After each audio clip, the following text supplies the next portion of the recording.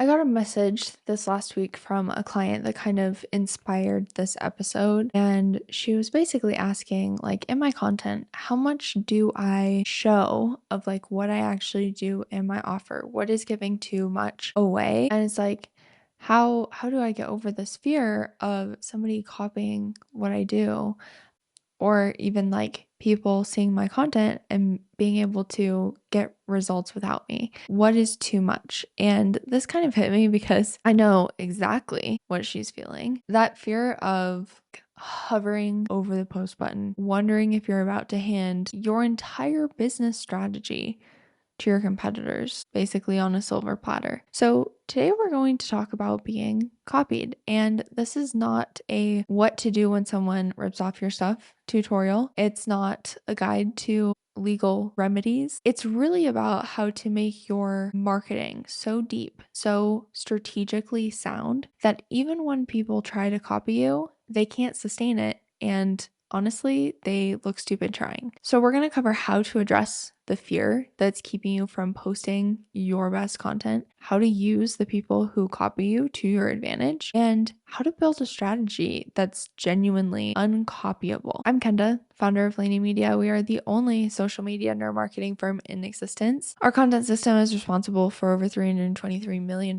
in revenue across over 3,000 clients. And to say that I've dealt with this before would be an understatement. And so I just want to say that I totally understand what it feels like to have people copy you. And I totally understand the fear of it happening even before it does. And like I said, I've been there, sitting there with your finger hovering over the post button, and you're just like, I don't know if maybe I should water this down a little bit. Maybe I shouldn't share this. It's like, what if my competitor takes this and starts trying to sell it? Should I be sharing this info so other people can replicate it? Will other people be able to get results without me? Is this cannibalizing my offer?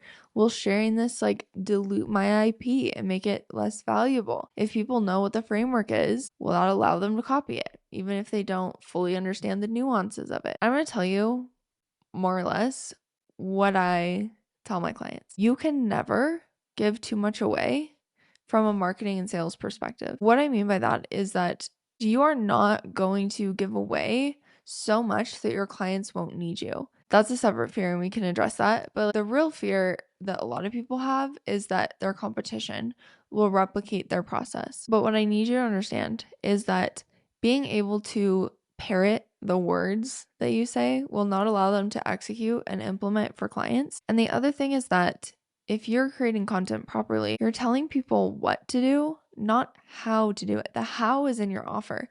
And that's what makes it hard for competitors to replicate. Telling them what to do doesn't mean they'll know how to do it. And they definitely won't know how to do it for another person. Something that a lot of people don't seem to understand is the difference between sharing principles versus sharing process. So something that I talk about publicly that seems to be giving it all away, but actually isn't, is our framework. I talk about the converts framework. I talk about the 3 layers of the brain. I talk about moving your audience through those 3 phases and how to strategically activate each of those areas of the brain. I tell you what to do. I tell you what needs to happen. I tell you what needs to shift. I give you all of the what, but you don't have the how. I don't sit on social media and break down exactly how I would script a video. I don't sit on social media and break down all of the components of a video that speaks to a villain or a video that properly speaks to a gap or a mistake and highlights the discrepancy between where they are and where they want to be. I don't sit down and have you watch me write a video that leverages the authority trifecta. I never do that. I don't take you behind the scenes in that way. I don't share what's in the documentation and strategy that we provide for our clients. I don't share full behind the scenes of our system and how that actually functions and the ins and outs of tangibly what our ClickUp looks like or our internal SOPs. I don't share the how, because explaining and like knowing what to change and knowing how to implement that change are completely different skill sets. They're not the same thing. And this goes whether you are a coach, consultant, or a service provider. For us, we provide the service, we do it for them. And so that's the how. We're not teaching the how, we just deliver the how. But we talk about what needs to happen, what needs to shift, what changes need to be made, and we do it in a way that activates all three layers of the brain. Same thing with the advisory side when we were only doing that. I would talk about what needs to shift, what changes need to be made.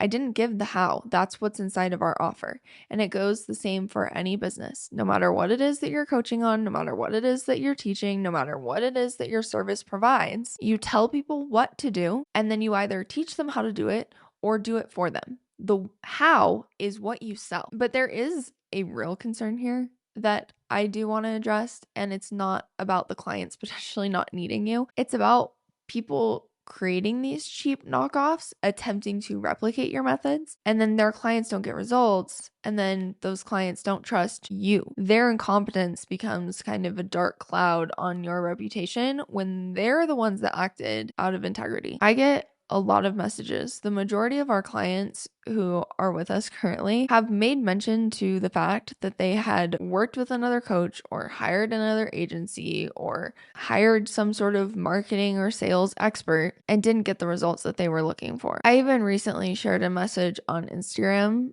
from somebody who had done a 6-month program with someone who I happen to know in our industry, know of them. Did a 6-month program with them and was telling me that they got more direction, more direct feedback, more insight, and actually more leads from our free audit and the content that we provide as a part of that. And people apply to work with us terrified to invest again because they've done programs that talk about quote unquote buyer psychology, but it's super surface level information that you could get from literally any book. And there's probably 4 people in my industry whose names I hear constantly from clients who I am now having to be the cleanup crew and fix their business. And these people send me off the rails because they talk about buying behavior and buyer types, and then clients come to us scared to invest.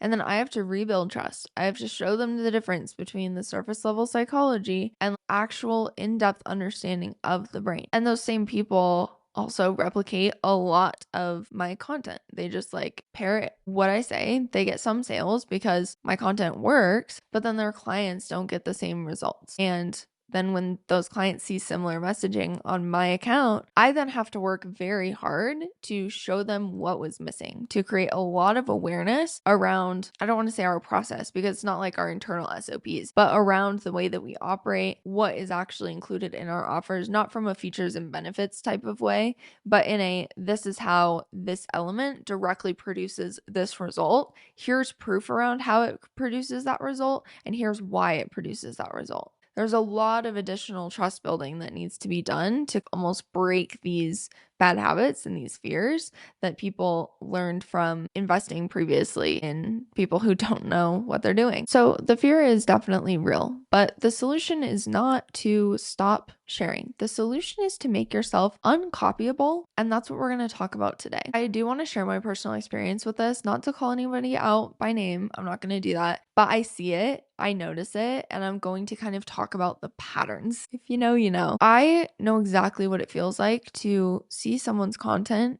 and get that sinking feeling when you first notice it. It could be them latching onto a topic that you had just brought up and just talked about, and then suddenly they're making a video about it the same day or the next day. And it can be even much more extreme than just the topic. And obviously there's things where everybody kind of talks about them, but you know what I'm talking about. Where it's I phrase things in that unique way. I talk about things in that unique way.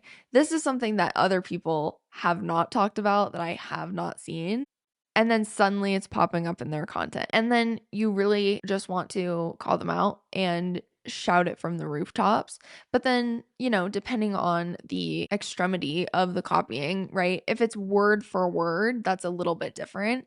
then it's like, I know where you got this, but I like can't quite prove it. It's like, you know, and I know, and people who consume a lot of my content will know, but it's really irritating. There's that like layer of plausible deniability, and that somehow makes it feel even worse. And in my opinion, even though I would also love to, I think calling people out publicly makes you look bad and insecure, even if you're not the one in the wrong. So like here's some of the things that I have had copied. My program structure and sales process. Obviously they can only take the things that are client facing. There's only so much they can do there, but the exact process, the way we deliver and create that experience within the sales process, even the language around like the free content audit. I know I'm not the first person to do an audit. I know that I don't own the word audit or content audit, but you can't tell me it's not a little suspicious when somebody immediately that, you know, replicates a lot of your content, like a week after you've kind of shifted your process, is claiming to do the same thing. That is not a coincidence. I'm sorry. Maybe I'm reading too much into it. Honestly, there's probably things that you see from your content where you're like, maybe I am reading too much into it,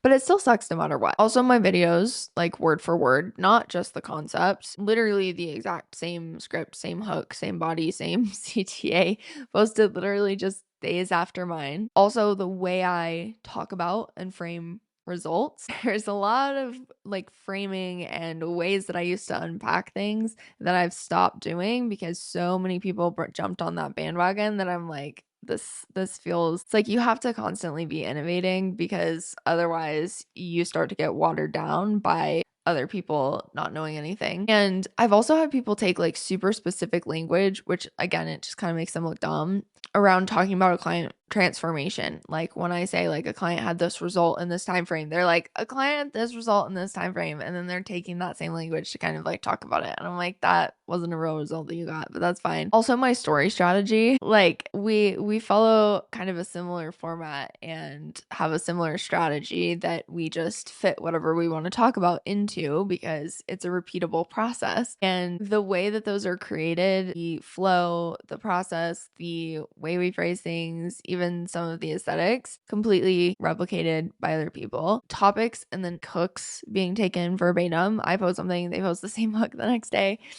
It's not even like, oh, it was inspired by, it's like literally copied. And I think it's one thing to like see someone's video and be like, oh my gosh, I should talk about this, and take that hit of inspiration and then talk about it in your own way, or to go deeper and like add a different perspective than what you've seen. Like that's part of market research and understanding what your audience not only needs to hear, but also what they are consuming. What are the things that they are hearing that you potentially need to dispel? What does that look like? And again, it's very frustrating. And in the beginning, you feel super angry about it. I think you feel kind of violated. By the 10th time it happens, it's just like, this is kind of exhausting. I can't believe this keeps happening. And like, why do I have to keep thinking about this? And I feel like where I've gotten to now is more strategic with this. And we're going to get to that in a second. What I wish more people understood when they're concerned about people copying their content is that they don't understand the strategy behind what you're doing. They see a high performing post and they think, oh, I'll just do that.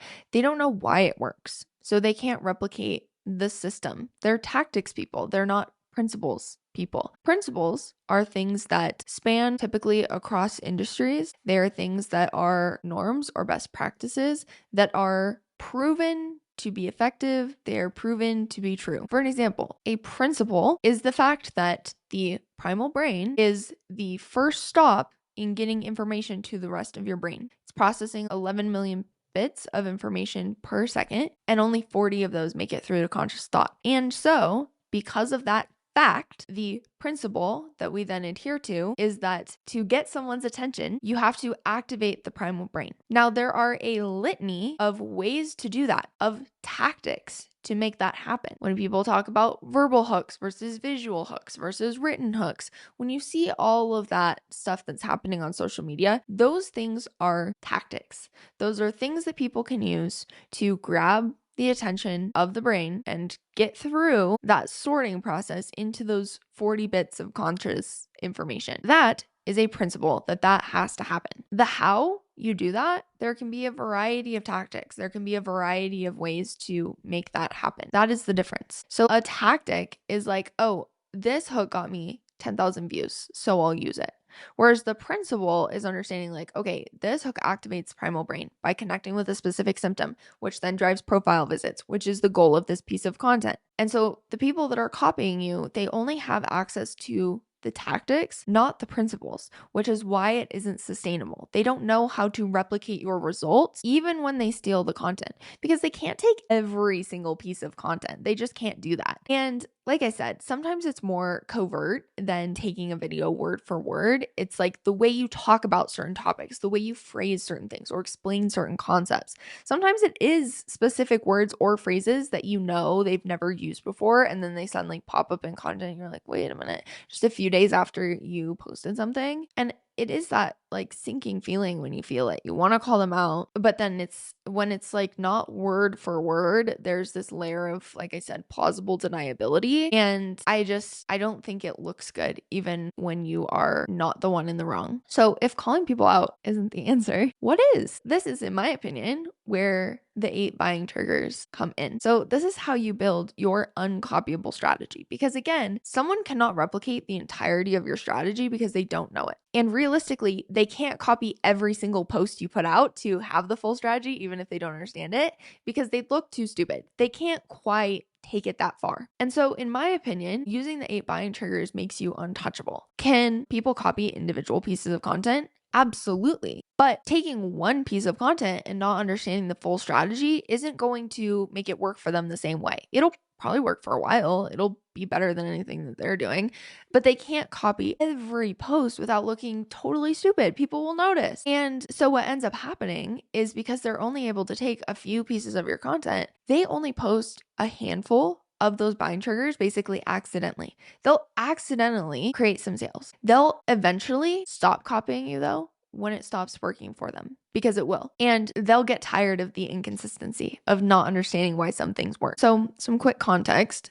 This is the content system that we have built our entire business on. It is rooted in the neuropsychology of how the brain actually makes purchase decisions. And so the way that I've curated this framework is to take those principles of how the brain operates and apply those principles to organic content. So what we know from brain imaging, like fMRIs and EEGs, that there are essentially 3 layers of the brain that activate in different ways and at different times when we're going to make a purchase decision. Those 3 layers are often called the primal brain, the emotional brain, or the rational brain. And those are taking place in specific areas of your brain, your limbic system, your neocortex, so on. And so each of these buying triggers, the 8 pillars of the framework, are there to activate one specific part of the brain, to create a specific response within the brain to drive someone towards a purchase decision. This is what actually gives you control over your revenue. So let me explain and break down the 8 triggers and which part of the brain each one actually activates. So trigger 1, which is first part of the framework, and are these the technical words for what we're actually doing in the brain, what we're triggering? No. But again, this is how we've taken that neuropsychology and applied it to content in a way that's understandable to people without people having to fully understand the science. So the first button you can press is to connect with a specific symptom. This activates the primal brain. The primal brain is constantly scanning for threats and opportunities. And when you describe their exact daily experience, then the brain goes, oh, this person gets me. I need to pay attention to this. And that is what gets profile visits. That's what gets people to see you and head over to your profile and begin binging your content, because you, 1, get through to conscious thought, and 2, it activates that dopamine because it creates an anticipation loop of essentially getting rid of that symptom, of solving that problem. And this is where, when I say people who talk about desire marketing versus pain point marketing just fundamentally don't understand the brain and don't understand marketing, is because there's no such thing as desire versus pain point marketing. Speaking to a quote unquote pain point is only one of the 8 buying triggers. Now, can you go too heavy on one or the other? I mean, yeah, you could go too heavy on your villain and providing contrast. You could go too heavy on overcoming objections. When you have that imbalance, your marketing isn't going to work as good, and it can make people feel all different types of ways. And so that imbalance is actually what to be concerned about, not the fact that you are quote unquote agitating a pain point. Connecting with symptoms is necessary. The brain only pays attention to things that are going to aid in its survival. And what is the number one thing that aids in its survival? Alleviating pain. If you're in pain, you cannot hunt and you are going to die. That is how your brain is processing this information. You say, well, but desires are different because you're having them live in the future of the thing that they want. Do you know what is happening at the same time? When someone is living in the future of the thing that they want, they are, yes, having that dopamine hit. They get that activation of the reward center in the brain. It opens that anticipation loop that links to them wanting that thing. But do you know what's happening at the same time that is arguably of much greater pain and discomfort to the brain than connecting with a symptom? Cognitive discomfort is the most painful thing your brain can possibly experience. Speaking to a desire is actually the most aggressive, quote unquote, pain point marketing, which again isn't really a real thing, that you can do. There is no greater pain than the idea of not having the thing that we want because it creates that cognitive dissonance. That is the most painful. Connecting with a symptom is helping them self-identify, which actually that feeling of feeling seen and understood and realizing that this is for me, that triggers dopamine. That does not have that same impact of the cognitive dissonance, of the cognitive discomfort. So connecting with a symptom and quote unquote agitating a pain point is so much less painful than speaking to a desire and the brain realizing that it doesn't have that yet. And I just think people should understand what they're talking about a little bit better before they give advice. But I digress. Trigger number 2 is overcoming objections. This lowers the perceived risk within the rational part of the brain. So this is during the justification phase, which is phase 3. Every person has objections. Will this work for me? I've been burned before. Can I afford it? When you address those within your content, you are giving the brain the information it needs to justify the emotional decision that it's already made. 90% of the decision-making process happens within the emotional center of the brain. It happens within your limbic system. So to then move and get them to actually make a purchase, they then need to lower the risk and justify the decision to themselves. And this is where a lot of people go wrong. They think that the decision happens when someone applies. They think that the decision happens when they're on the sales call taking out their credit card. That is not when the decision happens. The decision happens when their brain goes, I think this person can solve my problem. I would like to have that problem solved. Let's see what she does. That is when the decision is made. The brain has decided that it wants the thing. Getting the brain to want the thing is very easy. The harder part that people often can't seem to do is getting the brain over the fence in that justification phase, actually pulling them through phase 3 and closing the deal. The other thing that happens often is that people lean too much on that, what I call justification content, and they actually don't have enough of the emotional content to get them to make the purchase decision. So because 90% of the decision is happening within the emotional center of the brain, there are specific triggers, we're going to talk about this, specific buttons you can press to get that area of the brain to just decide,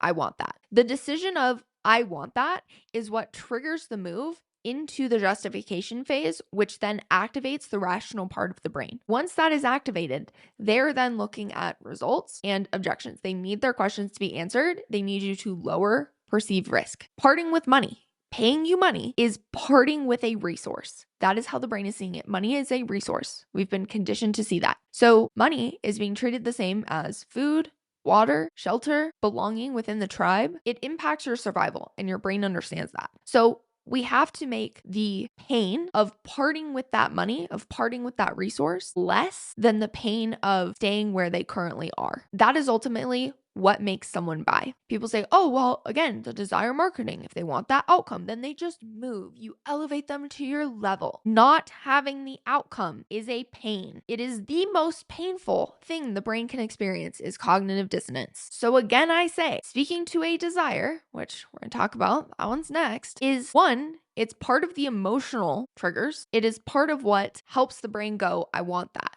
That's the emotional decision. We then have to justify.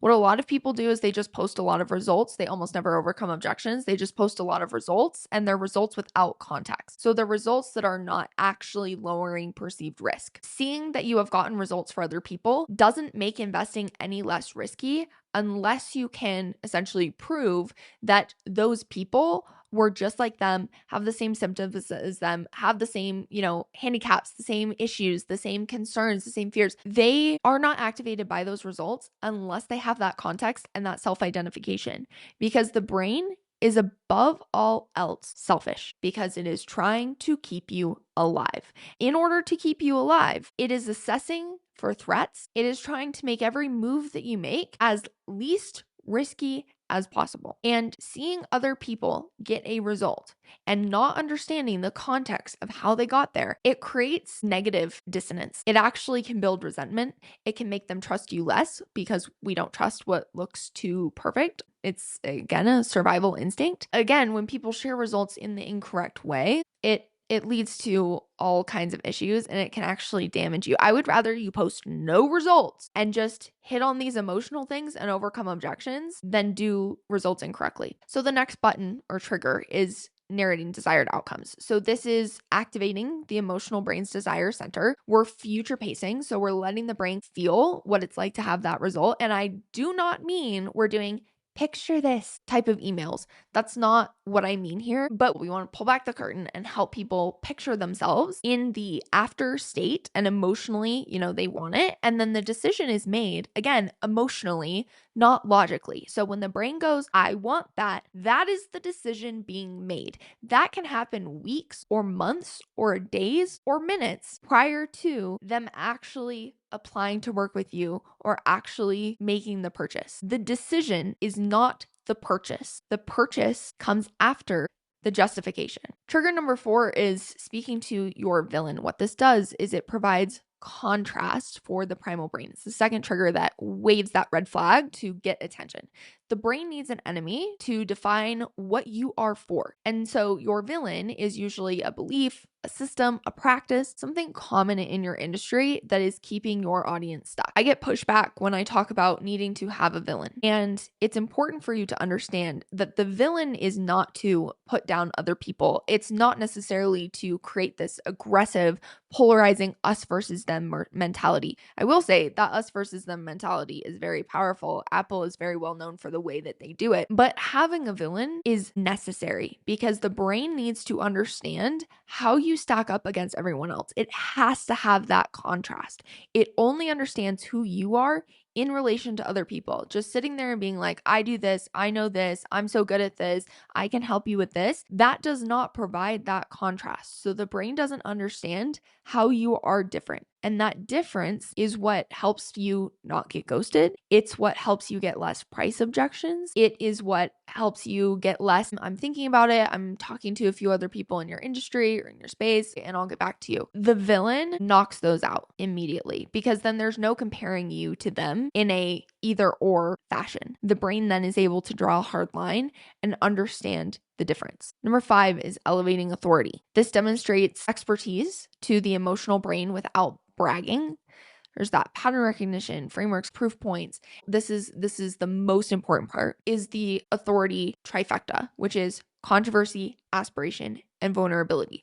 All 3, not just 1 or 2, which even brings me back to results, because results can be part of aspiration. What you'll find is that as I'm talking about this, you'll understand why I needed to make this framework in this way for my audience, because all of these things are so, when we look at how the brain actually works, are so convoluted. They loop into each other. But to make sure that it actually happens correctly and consistently and in a repeated way, I have broken it down in this way so that based off of what I've seen perform on social media, the results that I've gotten with my own content and with client content, and I've taken those principles, those understandings of what creates effective content, and then I've taken the principles of the neuropsychology and what makes people buy and applied it to the content. I've figured out how to take that information and slot it into these formats within short form content that will produce the desired result. That's what I've done here. And so again, you'll see how they loop into each other. Results is part of aspiration. It's part of that authority trifecta. It's not the only thing, but speaking to desired outcomes is also part of that aspiration piece. It's part of the trifecta. It's tied together. Vulnerability is also part of identity. It can also be part of gaps and mistakes. It can also be part of symptoms. Having controversy typically ties back to your villain and providing that contrast, but also speaking to the mistakes and the gaps in people's understanding. That creates that cognitive discomfort, which, especially in the brains of your competitors, can be very, very uncomfortable. And so these all tie into each other, which is why when people are like, well, is there a book I can read? Yeah, I can give you a neuroscience textbook if you want to go read it, but good luck taking that and applying it to short form content in a structured way. And the way my brain works is very, I want to say, systematized, which seems wrong and goes against what I understand about having an ADHD brain. But I think that my brain has learned to overcompensate in that way and use it almost as a crutch. Like my team knows, my clients know, my therapist knows that I have a widget on my lock screen that links directly into ClickUp for my content ideas. And I have a second widget right next to it that links directly into ClickUp into my list. And I have just trained myself that the second I have a thought, because I'm on my phone anyway, the second I have a thought, I tap, I put it in, and then I move on with my day. And that has single-handedly changed the way I do business, the way I do. Anyway, all of that to say, my brain, I've learned to, I guess systems and stuff are almost my special interest.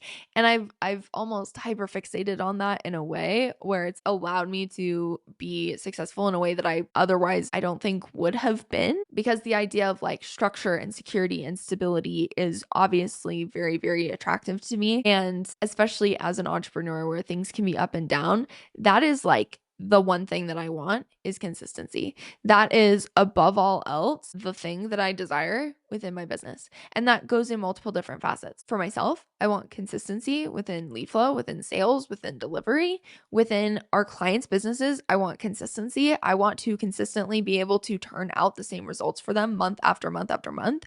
I want to be certain that I can produce those results for people. And so I'm constantly in this pursuit of stability, which brings me back to, I guess it's the main thing that I am motivated by. So understanding the neuropsychology and then applying it to content, I've had to kind of divvy it up in this way. Am I aware that tapping into identity can also tie back to, symptoms and that self-identification? Absolutely. But I've selected these to really understand the core component of the brain that they're activating and put these into a process that are repeatable. But I digress. Next one is results. We've talked about this a little bit. This gives tangible proof to the rational brain that the transformation is in fact possible. So the client transformations, the before and after, the specific outcomes, and again, going back to, you're telling people what to do. You're telling people what shifted. You're telling people what about your offer produces the result. You can't just post a screenshot. You have to have the context. You have to have the before, the after, what you did. That's what makes it believable. That's what helps people be able to self-identify. Next one, tapping into identity. So this speaks to who your audience is, who they're becoming within the emotional brain. Your brand archetypes also tie into this. When somebody sees themselves in your content, they think, oh, this is for people like me. That identity-based messaging is incredibly powerful. A lot of people take that and run with it in a very woo-woo direction. I don't mean identity as like, put on the identity of your future self and then you'll manifest $17 bajillion. That's not what I'm talking about here. You have a set of beliefs. Your brain has a set of beliefs that have been created through your experiences as you've lived. You have different predispositions to like or dislike different things. You have learned different norms. You have learned different things that work or don't work for you. You have learned things that you like and dislike.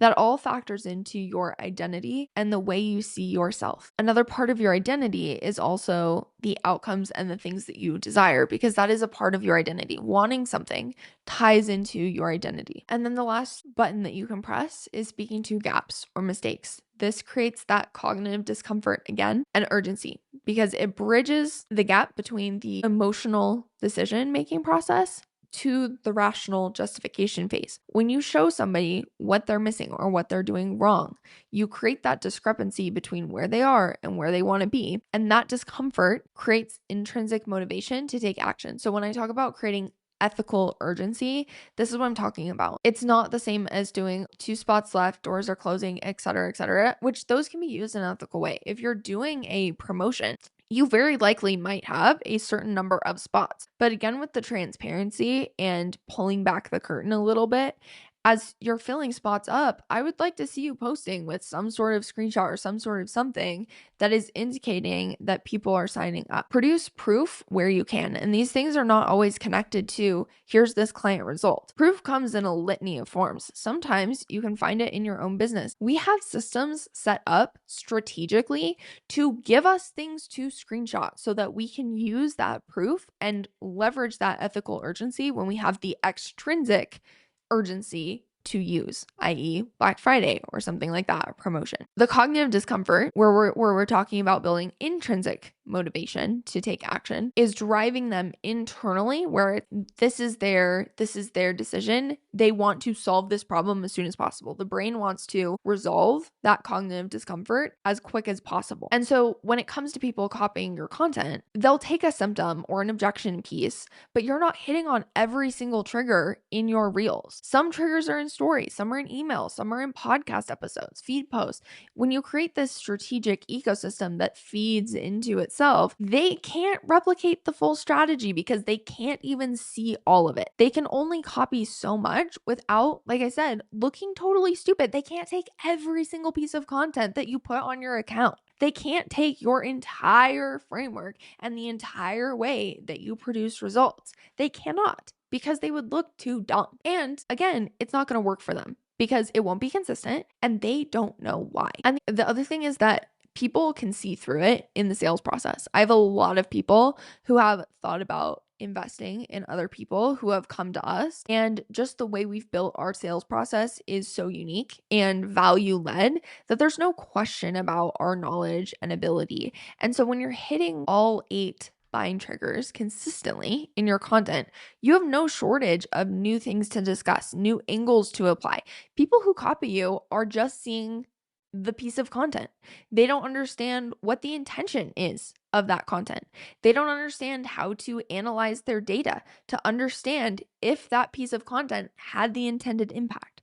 They don't understand how it connects into the larger strategy. And people who are buyers who are consuming your content are going to choose you over anyone else. There isn't really a comparison because no one else in your industry is truly going to be giving their brain every piece of information it needs to make a purchase decision. So even if they rip off some of your posts, it's not going to work the same way for them. And again, coming back to those 8 buying triggers and what information the brain needs to make a decision, there are 4 specific triggers that make you very uncopyable. They can kind of take some symptom stuff, they can kind of, whatever, but it's very hard to replicate if you do it correctly.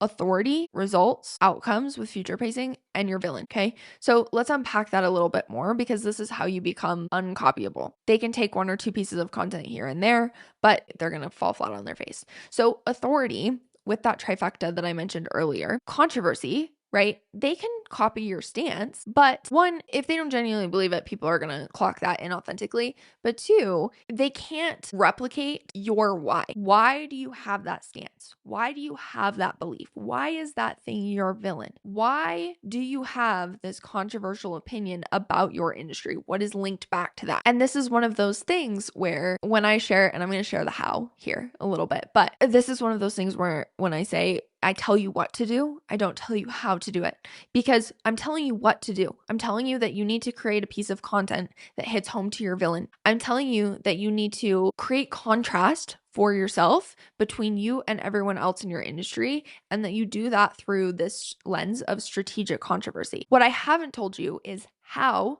to structure that hook. What type of hook is typically going to draw people in and get them to be activated by that villain. What I haven't told you is how, specifically, word for word, I would connect that villain back to your personal story and why you believe the thing that you do. I have not told you how to measure via your data if that piece of content is having the intended impact, if it is giving you what it needs to. Is it supposed to be giving you profile visits? Is it supposed to be gaining followers? Is it supposed to be getting people to comment a keyword for a CTA? Is it supposed to be driving people to your Instagram story strategically? You don't know, because I haven't told you how to do that. But I've told you what to do. I've told you that you need to do those things. That is the difference here. People can't copy beyond that surface level information. Aspiration, second leg of the trifecta. They cannot copy your results, your life, your behind the scenes. They cannot copy the piece of content that you post when you're skiing on a Tuesday and talking about how your system is able to continue to run your business without you, or that you were able to generate XYZ in sales that day because of the things that you have put in place. People cannot replicate the wins that are happening in your life. They cannot replicate you. And so that aspirational piece comes into play where you pull back the curtain, you show people you walking your talk, and you be willing to give people context as to what your daily life looks like and why. They can't copy that. They can't film in your house, like visually even, they can't copy that. They can't film in your house. They can't do the things that you're doing. They can't ride your horse. It doesn't matter. Then vulnerability. Again, they cannot copy your personal story without, I mean, they might try, but they'll look totally stupid. Like, you don't have to worry about it at that point. They can't copy your struggles, your real moments, your insights, the way that your brain works. They can't replicate that. And again, these pieces of content are very hard to copy, because when the piece of content is hitting home to specific mistakes you've made, specific things that you have learned, and why and how, and you're sharing the story, what are they going to do? What are they going to do with that? They could try and take it and tell their own story, which would be great, but that's not really copying then, is it? See? Makes you uncopyable. When you infuse these super specific elements of your personal story, your why, your results, it is very hard to replicate. They can't pull those stories out when they aren't theirs. And they often, even if they see you create that piece of content and then go try and replicate it with their own story, which again, to me, that's not copying. So you're bulletproof at that point. But if they do try to go and do it, oftentimes it's still going to fall flat because they don't understand how to share that story. The way that we script content for clients is very strategic because we're sharing the story through the lens of insight.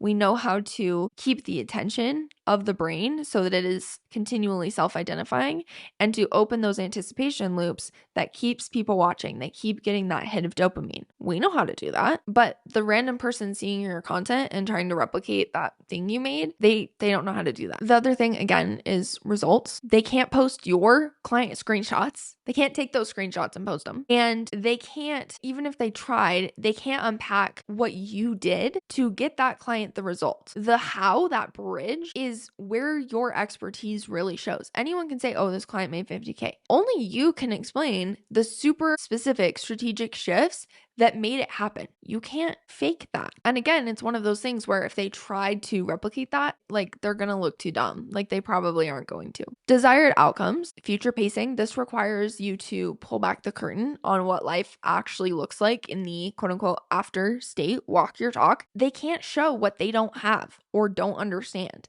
When you show people little snippets of your process, your day-to-day, how you work with clients in real time, that is uncopyable. Once again, they'd have to have the same life, same business structure, same client experience. They can't do that. They don't. They're not able to. Uncopyable. And then your villain, creating real contrast. Having a clear villain is not just saying like, I'm against this. When your villain is integrated into how you operate, how you sell, how you deliver, they can't copy that without fundamentally changing their business. What they can copy, typically without looking totally stupid, they can take a symptom that you speak to. They can probably take away that you overcome objections. It's harder when those objections are being overcome in a way that kind of pull back the curtain a little bit on working with you and provides that future pacing. And mistakes content is a little bit easier to copy, but again, they typically can't do it correctly because they might be able to speak to that mistake and give the same information that you gave as to what that discrepancy is. But what they can't do is pitch your same offer. They can't place you as the thing that's going to bridge that gap. So that's it. Like, that's really only 3 out of 8 that, they can replicate relatively simply. They can talk about the problems people are experiencing, those symptoms. They can address objections typically, and they can point out some gaps or mistakes, but they can't copy authority without having your results and your stories. They can't copy results without your client transformation and your depth of knowledge. They can't copy desired outcomes without understanding what the after state actually looks like. They can't copy identity without having a super clear brand, which they won't if they're just replicating yours, because again, they won't understand the nuances of your brand and the full strategy. And they really can't copy the villain without taking a real stance on something, which most people are unwilling to do, even when it's actually a belief that they hold. So their strategy is incomplete, and there's only so far incomplete can really go. So now that you understand why your strategy is uncopyable when built this way, I do want to give you just a little nugget that you can use where you can make the copycats work for you. So someone's copying you or you're afraid they will. Here's how you turn that into a competitive advantage, in my opinion. The first strategy is to create super outspoken content about your values. So this kind of ties back to the authority trifecta, etc. Super outspoken content about your values, the way that you operate, make it very clear how you operate, talk about integrity, talk about what you stand against. That does 2 things. One, your audience then knows your values, which is a positive thing. And then the second thing is when people who copy you kind of violate those values, your audience will notice. And so this can be content like, these are things I would never do as a XYZ, or post about why I don't believe in doing X. And if somebody does try and copy that, but then they're not necessarily acting in accordance with those values because you can't fake it forever, your audience clocks it and you won't have to say a word. And then you're not calling anyone out.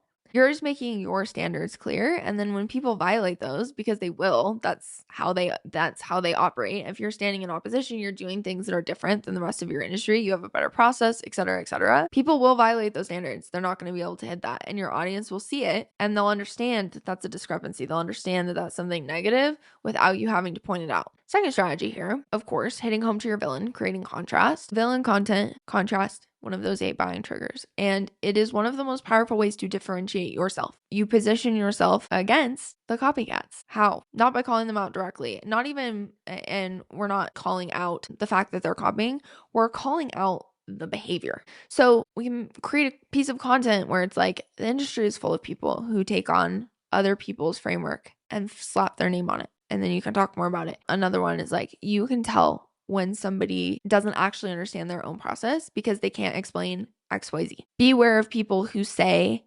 this about my industry. Any of those things, and kind of tying them back to a villain and providing that contrast, when there are things that people are doing or saying or don't know, and that is an indicator that they maybe aren't the best person to work with, you can provide that information to your audience. Arm them with that information. And again, it works because you're creating contrast between you and them. You're differentiating without, being petty or calling them out. Your audience really starts to notice who's original and who's not. And again, when you have a clear villain and you actually create that contrast with your content the way the brain needs it to be done, people won't really compare you to other people anyway once they get a little bit deeper into your world. That's how you become a category of. The other thing that I would suggest you do is to use copycats as free A/B testing and market research. This to me is the most strategic approach.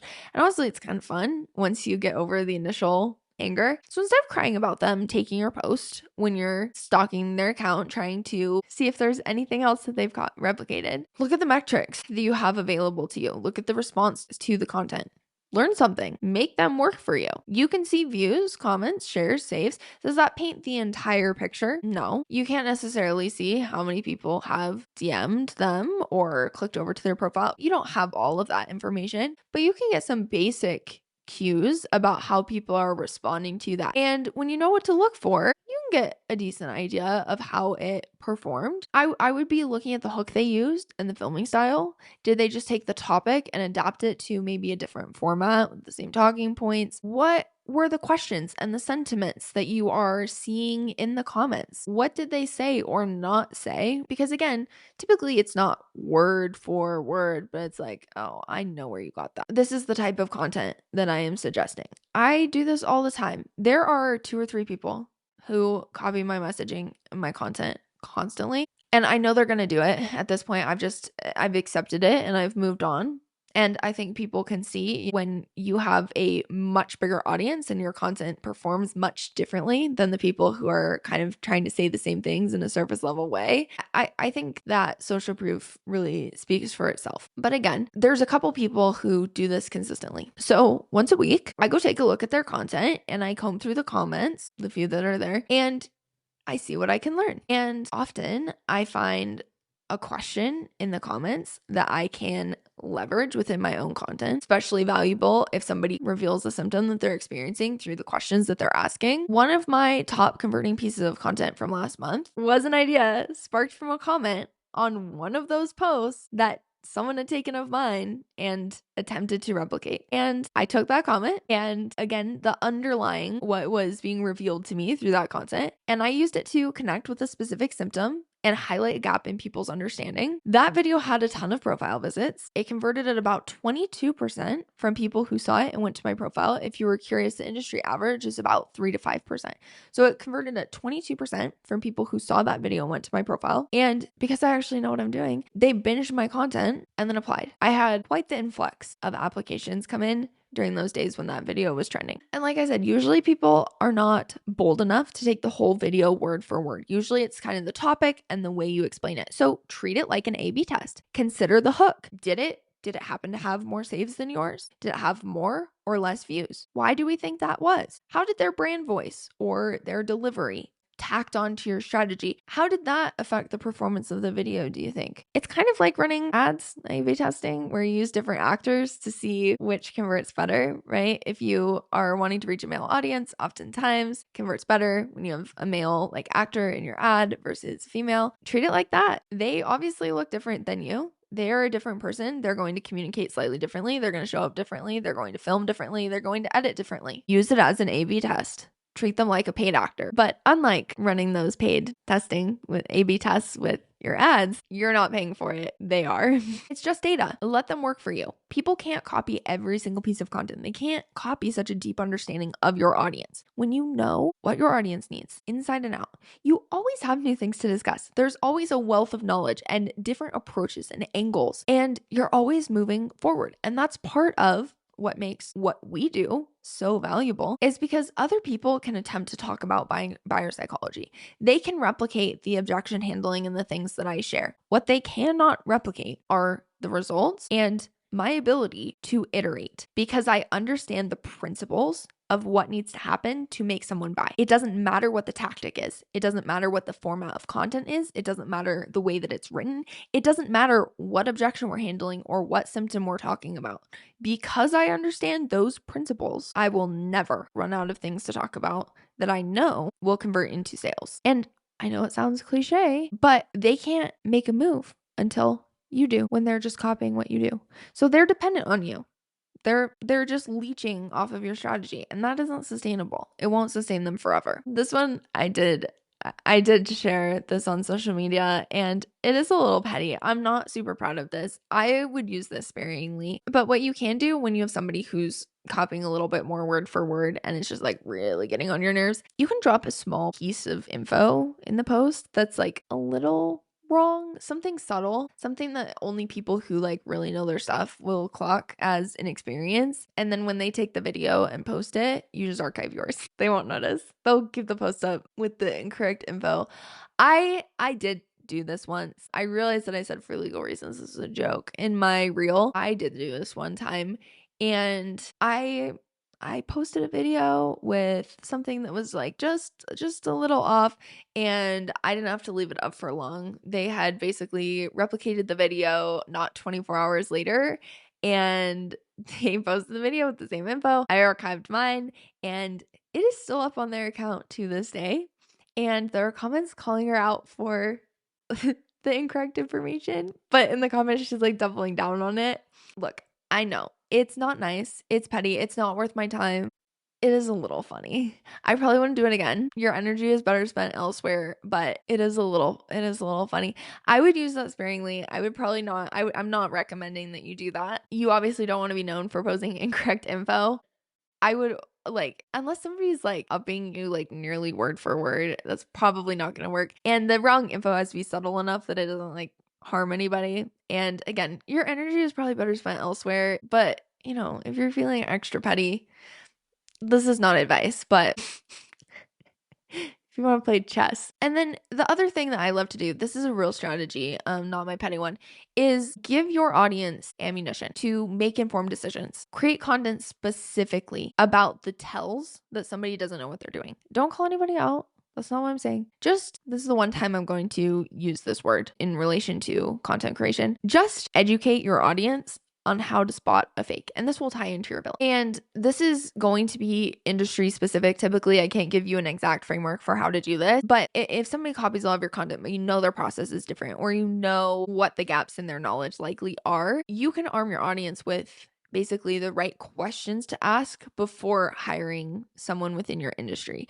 So like for me, I know that most people in my industry don't know the following. They don't know what metrics to analyze to see if social content is actually working. They can't break it down specifically what stats you'd be seeing if it's doing what it should be. And they're almost afraid to quantify it because then they'd have to be accountable. They'd have to admit that what they're doing isn't working and don't know how to make adjustments. And that's different than something needing to take more time. If the numbers are trending in the right direction, it might not be moving at the speed that you would like it to, but if it is moving up and to the right, you are moving in the right directions and you can continue making those adjustments. Again, it might take longer than you want it to. I'm not dismissing that because it's going to be different for every person. But again, people being afraid to quantify it a little bit is concerning. And this is different than saying like, what results can you promise me in the first week? That is not what I'm meaning here. It's more so if these numbers drop below this, like what are you going to be doing to fix that? Those types of specific quantifiable stats are going to be more important. What posts need to be made on social media to make a sale? It's another thing that most of my competitors don't really know. Like specifically what content, what needs to be said, what does the brain need to hear to make a purchase decision? They don't know that and they can't answer questions about that. So I arm my audience with that information. Number 3, they don't know how to do proper market research. If they say they're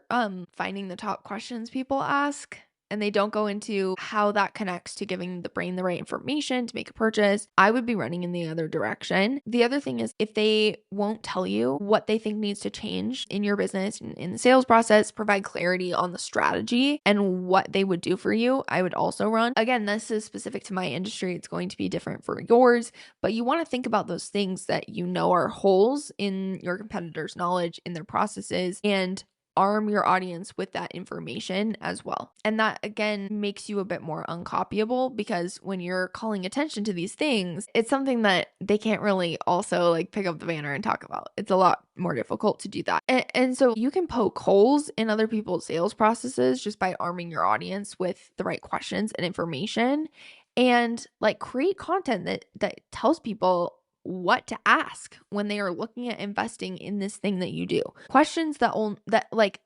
obviously these are things that you can answer easily, but you know that other people won't necessarily be able to. And also then this doesn't make you look petty. It makes you look helpful and it builds that trust, and you're protecting your audience from bad actors. Like I think it's important to do, not even from a strategic place of providing contrast, but honestly, I just think it's the right thing to do. I think it's the right thing to do to arm your audience with that information so they can make an informed decision. And they will start to notice the patterns that you're pointing out. When they see people copying, they will clock it immediately. When they move into somebody's sales process and it's not quite right, you don't have to say a word. Your audience will do the work for you. And if you have that clear villain, you actually create that contrast with your content, the way the brain needs it done. Again, people really won't compare you to other people much at all. And again, people copying you, they can't sustain it.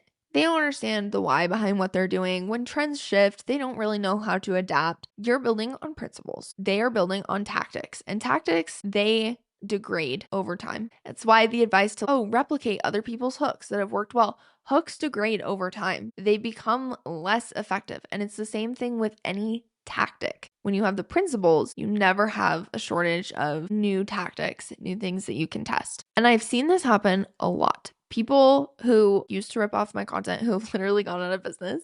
People who shifted into different industries or different offers because they couldn't make it work. And yeah, there are still people who copy a ton of my content, but like their business has plateaued around like $2 million a year and they can't break through it because they don't have the foundation. For me, my competitive moat that's around my business is the depth of knowledge, years of data and iteration, understanding the brain and the buying behavior, the neuropsychology, a system that works, IP that feeds into that system that is unique to us. It's not just posts that perform well because they can copy my words, but they can't copy my brain. And ultimately, that depth around my story, my understanding, and the way that we serve clients, and also the specificity of our offers. The fact that we have a system that works so well, that is so repeatable, that is built in science, then we are able to take on more people without losing the quality. We are able to outscale these people because all of this, honestly, like just having a really good understanding of the brain, it feeds every area of our business infrastructure,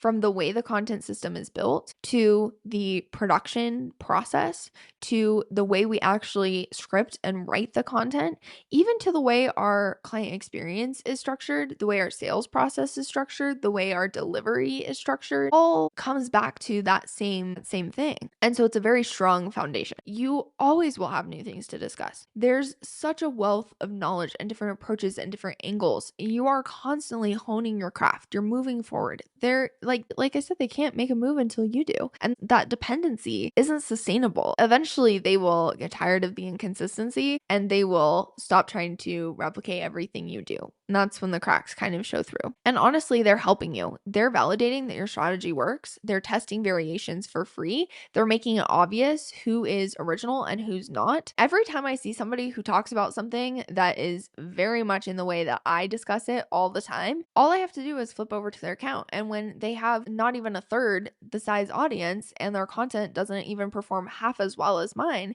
it's like, okay, this is really helpful because people, again, when they not once they've really come into your ecosystem, they'll stop comparing you to other people. But in those very beginning stages where they first found you, they're kind of scrolling, they're seeing other people's content. The efficacy of your strategy is to some degree, not 100%, but it is to some degree outwardly visible. And so when they're only able to cherry pick some topics from you, the performance will out them for you. They're making it very obvious who's original, who's better at it, and who's not. They're reinforcing that you are the source of that information. And I hate the whole like, oh, when someone copies you, it means you're doing something right. But it doesn't mean that your content is good enough to steal. It means that it's obvious enough that you are a master of what you do, that you're someone that they're looking to for guidance. Could they approach it in a different way? Absolutely. But I would just play the long game. Understand your audience at a level that no one else does. Because when you understand them better than anyone else, guess what you have? A cajillion different ways to connect with different symptoms to discuss, different ways to unpack them, different ways to explain them. You have a million ways to overcome the objections that you know your audience has. When you understand your audience better than anyone else, it's not just, oh, I can make better content that's more aligned, it's more direct. Yes, but you also have just a wealth of information. You never run out of new things to discuss. And when people work with us, we then are able to plug them into a system that is so robust, other people can't touch it. Because again, tactics fade and principles are what actually last. And so coming back to the client that I mentioned at the beginning, what I would tell you if you were my client is that the key is to share what to do, not how to do it. Show people what it's like to work with you without showing the actual system. You can give a high level overview of your strategy and how it works. And honestly, yeah, share the screen recording, share the screenshots, and blur different areas out. It drives people crazy. Do it through the lens of here's what you're missing, here's what needs to shift. Not step 1, step 2, step 3. This is how you do it. It's this is what needs to change. This is what you need to do, not how to do it. The how is what you either do for them or teach them how to do. For us, the how is that we do it for you. We script the content. All you have to do is film it. We edit, schedule, post, all of that. The system, the way that we script the content, that how is being delivered to you in the form of done for you. For people who are coaches or consultants, the how is being delivered in the form of information, of teaching you how to do it, of giving you the step by step, of plugging you into their process and helping you be able to replicate it for yourself. That is what that should actually look like. So instead of saying like, here's my 3-step process for scripting content that's going to convert. Instead, it's like most people's content doesn't convert because they're missing these 3 things. So here's what needs to shift. You're diagnosing the problem. You're not giving them the solution. The solution is working with you. So I would love to just kind of shift the way you're focusing, like the way you think about this from like someone stole from me to someone just validated my work. Go from like, I need to protect my content to I need to make my strategy so deep that they can't replicate it. Instead of being angry, be strategic. So again, create outspoken content about your villain, your values, hit home to your villain, and create that contrast consistently. Use them for free market research and A/B testing, and give your audience ammunition with the right questions to ask. Arm them with the information that they need to make an informed decision. And remember, people can't copy every piece of content. They can't copy such a deep understanding of your audience. You know your audience inside out. You know exactly what to say to get them to buy. And like I said, the silver bullet that makes you truly uncopyable is leading with that authority trifecta, creating the authority bias in their mind, in your audience's brain. I have a full episode about that, but leveraging that controversy, aspiration, and vulnerability. They can't copy all of that. They can't hit on all 3 consistency. They can't replicate specific elements of your personal story, your why, your results. They can't pull out those stories when they aren't theirs. They also can't replicate exactly how you do what you do and how it gets them the result. Your unique methods and your life experience are those weapons. Client results are your weapons. They can't post those same screenshots and unpack what you did for them to get the result. If you post trends, jumping on trending sounds, which I do sometimes because it's funny, I like to, but that's not a core pillar of my strategy. It's just there. And watered down educational content, that's really easy to copy. When you create content that really hits home to what your audience's brain needs to hear to buy, it is impossible to copy everything that you do. And honestly, we are in an industry where people would rather steal than create. People prioritize speed over integrity, and there are a lot of coaches teaching things that they don't actually understand. Even going back to what I said about pain point versus desire marketing, it's not a real thing. And people coming to you feeling damaged and skeptical and having to rebuild the trust because somebody else botched a knockoff version of what you do, that does create a lot of extra work for you. That is upsetting. It's difficult. Clients who almost didn't invest because they were burned by somebody who more or less copied your messaging and didn't have your depth.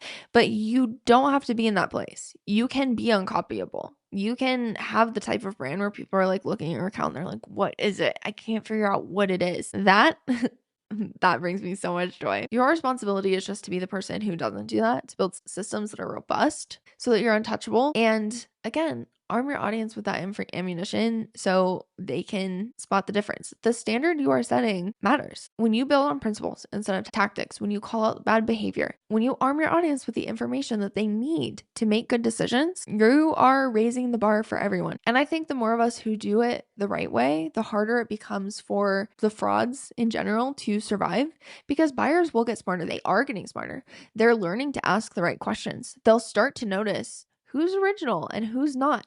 And that's good for all of us who are actually doing the work. The rest of them aren't going to last very long. If you want to build a strategy that's so deep that no one else can copy it, free content audit. We will give you direct feedback on which of the 8 buying triggers you're missing and write you 5 pieces of content that make you and your brand unmistakable. So the link is in the show notes. Thanks for listening. I'll see you in the next one.